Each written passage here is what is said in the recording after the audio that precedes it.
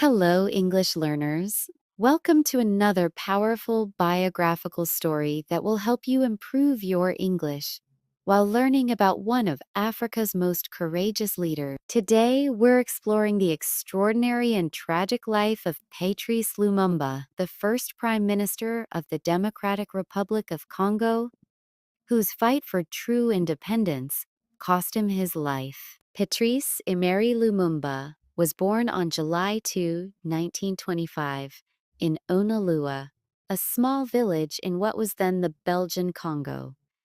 He came from a humble farming family in the Kasai province, where his parents worked hard to provide for their children. From an early age, Lumumba showed exceptional intelligence and a natural ability to learn languages, speaking several local dialects as well as French. As a young boy, Lumumba was curious about the world beyond his village. He often asked his elders why white Belgian officials lived in beautiful houses, while Congolese people lived in poverty, even though Congo was rich in diamonds, gold, copper, and other valuable minerals. These early questions about inequality and injustice would shape his entire worldview. Lumumba's exceptional academic abilities earned him a place at a Protestant missionary school, where he excelled in his studies. The missionaries were impressed by his intelligence and his ability to write eloquently in French. However, Lumumba was also troubled by what he saw as the hypocrisy of colonial education, which taught Congolese children to admire European civilization while ignoring their rich cultural heritage. After completing his education, Lumumba worked as a postal clerk in Stanleyville, now known as Kisangani. This job exposed him to communication networks across the colony and helped him understand how the Belgian colonial system operated. He began writing articles for local newspapers, criticizing colonial policies and calling for better treatment of Congolese workers. During his time as a postal worker, Lumumba witnessed the harsh reality of colonial exploitation. Belgian companies extracted enormous wealth from Congo's natural resources, but ordinary Congolese people saw none of the benefits. Workers were paid extremely low wages, education was limited, and healthcare was inadequate. Meanwhile, Belgian settlers and officials lived comfortable lives in segregated neighborhoods. In 1955, Lumumba was arrested and imprisoned for allegedly embezzling money from the post office where he worked. Many historians believe these charges were fabricated because the colonial authorities wanted to silence his growing criticism of their policies. During his year in prison, Lumumba used his time to read extensively about political philosophy and independence movements in other parts of Africa and Asia. When he was released from prison in 1956, Lumumba became more determined than ever to fight for Congolese independence.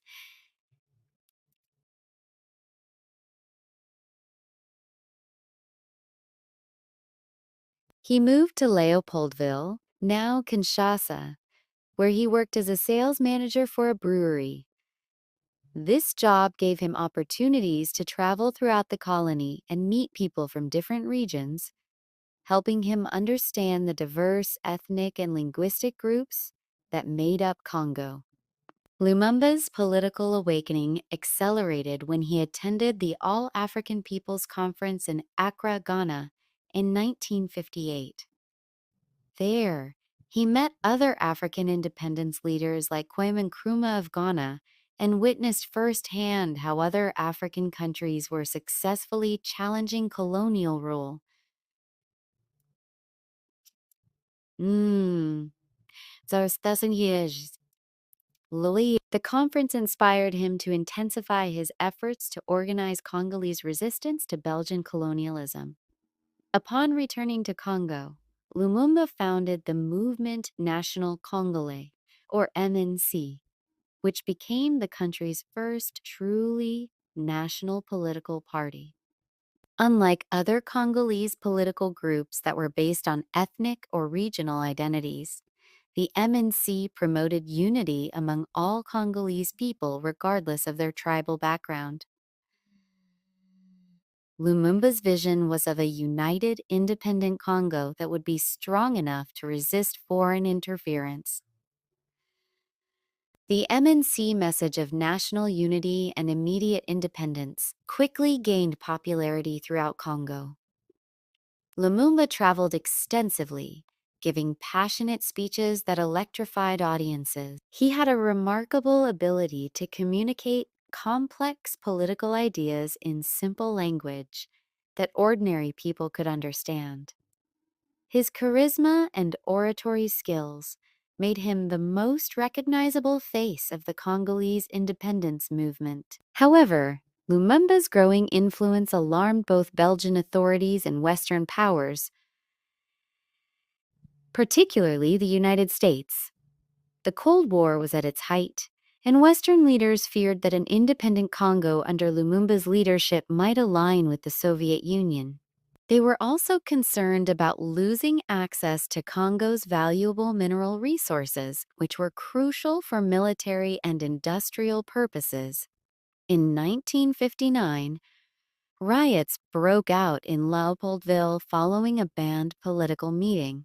The Belgian authorities blamed Lumumba for inciting violence and arrested him once again.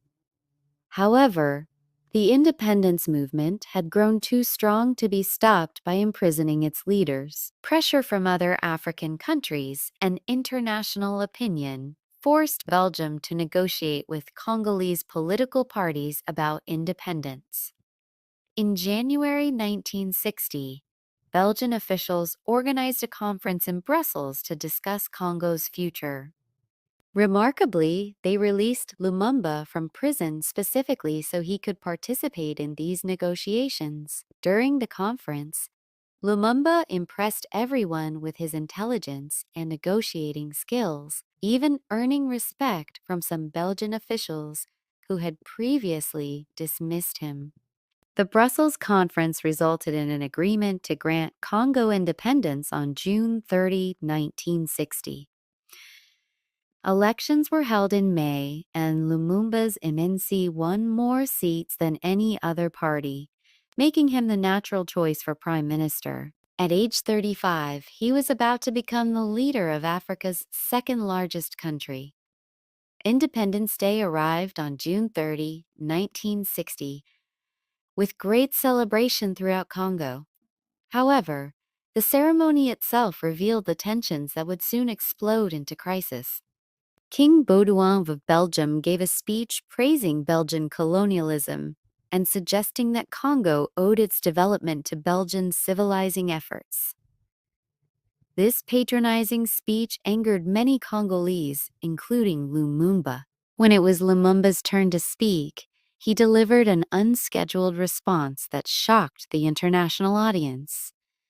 Instead of the diplomatic pleasantries that were expected, Lumumba gave a powerful speech condemning Belgian colonialism and celebrating Congolese resistance. He spoke about the suffering his people had endured under colonial rule and declared that independence was not a gift from Belgium, but a right that Congolese people had won through their struggle. Lumumba's independence speech electrified Africans across the continent but horrified Western leaders and Belgian officials.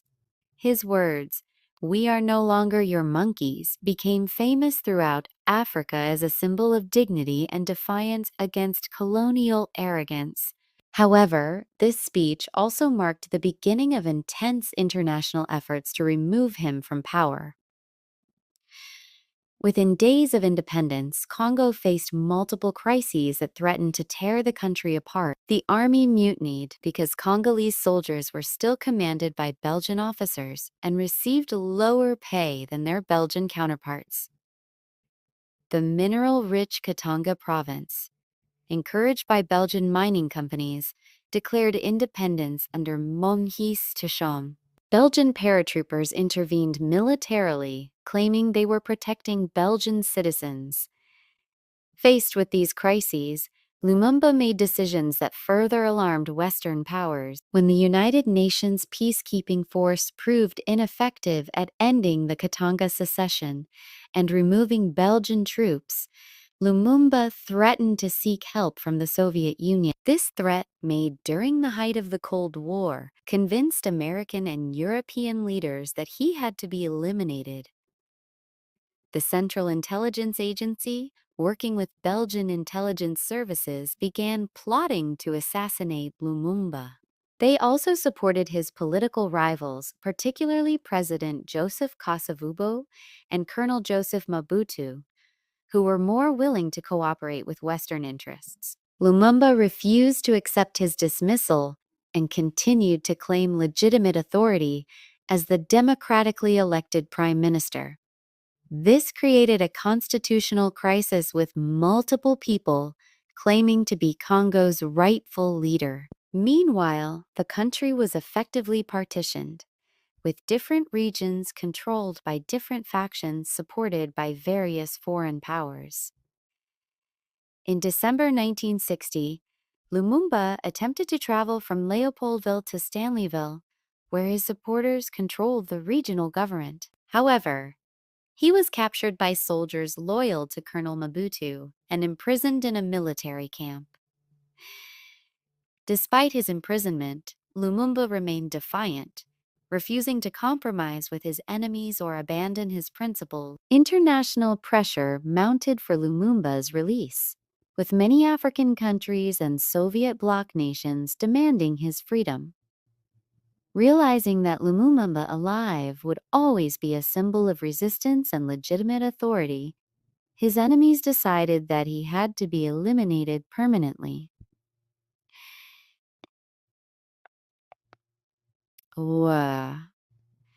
Many as of on January 17, 1961, Lumumba and two of his closest associates were secretly transferred to Katanga province, where they were murdered by a firing squad with Belgian officers present.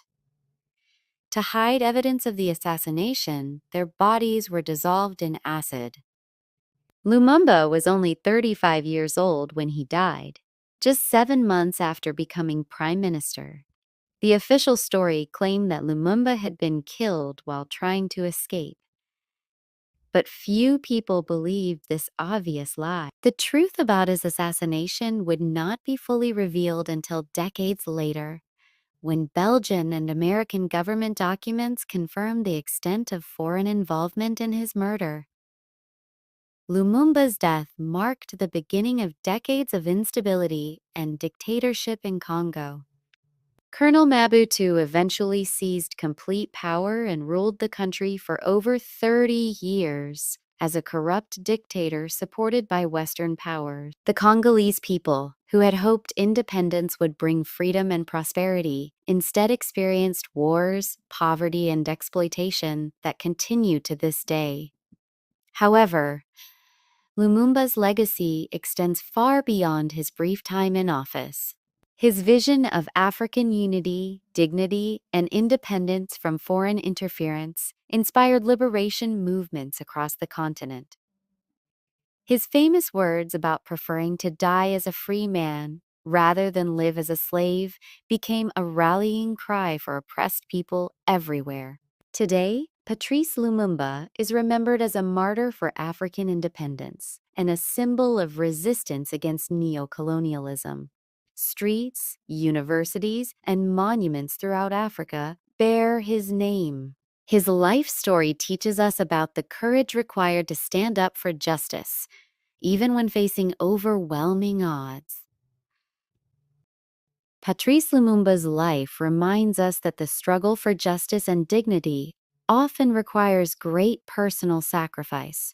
He could have chosen a comfortable life by cooperating with powerful interests, but instead, he chose to fight for his people's freedom. His story shows us that even when leaders are eliminated, their ideas and inspiration can live on to influence future generations. Although Lumumba's life was cut tragically short, his brief time as prime minister demonstrated what African leadership could look like when it truly served the people rather than foreign interests. His vision of a united, independent Africa continues to inspire those who believe in justice and equality. Thank you for joining us on this journey through the remarkable life of Patrice Lumumba. We hope you enjoyed improving your English while learning about this courageous African leader whose sacrifice for freedom continues to inspire people around the world. Remember that learning about historical figures like Lumumba helps us understand both past struggles and current challenges. Keep practicing your English, and we'll see you in our next educational story. If you found this lesson meaningful, please like and subscribe for more inspiring biographical content about leaders who changed the world.